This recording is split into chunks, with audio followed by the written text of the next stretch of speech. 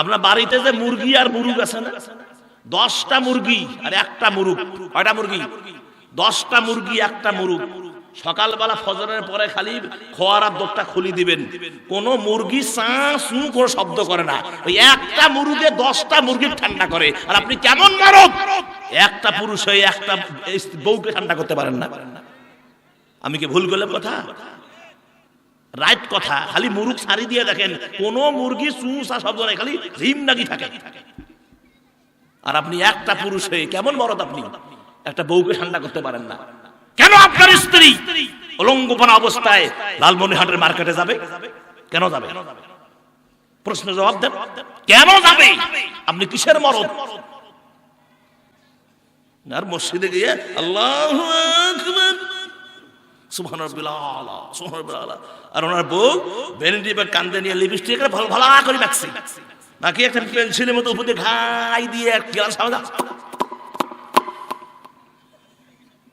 অলঙ্গপনা কাপড় পরছে, পিঠির চামড়া দেখা যায়, পেটের চামড়া দেখা যায়, চলছে মুসলমানের বেটি মার্কেট চলছে। আর এই মসজিদে আল্লাহু আকবার, কি সুবিধা!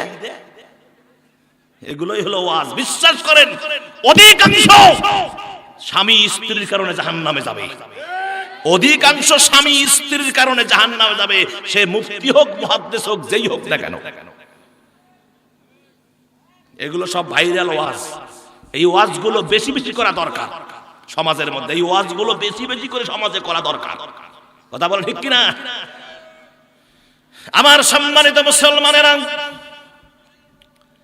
একটা আয়াত পড়েছি, এই আয়াতের এখনো কোনো সমাধান টানতে পারি নাই। কিয়ামত পর্যন্ত সমাধান টানলেও সমাধান হবে না। কেননা এই যে আলহামদু প্রশংসাকার, জোরে কনকার, এই আলহামদু এই শব্দটা হামিম দাল 3টা অক্ষর মিলায় একটা শব্দ হামদু, প্রশংসা কার।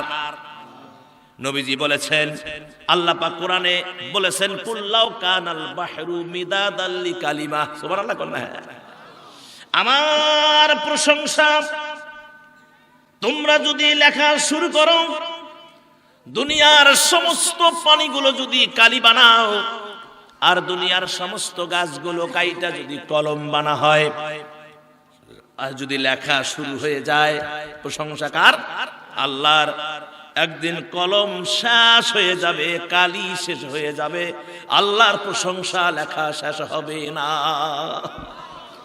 সোজা কথা, দুনিয়ার কালি শেষ, কলম শেষ, আল্লাহর প্রশংসা লেখা শেষ হবে না। সেই আল্লাহকে ভয় করতে হবে। আপনি কেন ভয় করবেন না? প্রশ্নের জবাব দেন মিয়া।